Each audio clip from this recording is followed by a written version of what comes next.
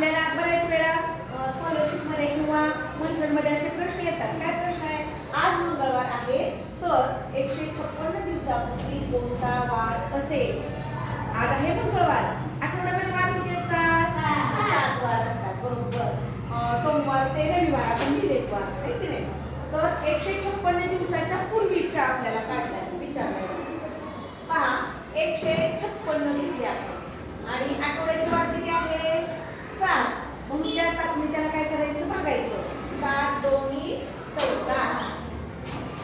5 4 केला 1 उरला, 1 केला 0. वरून खाली घेतले 6. पुन्हा भाग बसतोय. 7 दोन्ही 14. 7 4 केले 2 उरले, 1 केला 0. बाकी किती आले? 2 आले. मग काय करायचं? आज मंगळवार आहे की नाही तर त्या पूर्वीचं विचारलंय म्हणून मंगळवारच्या पूर्वी जायचं 2 दिवस.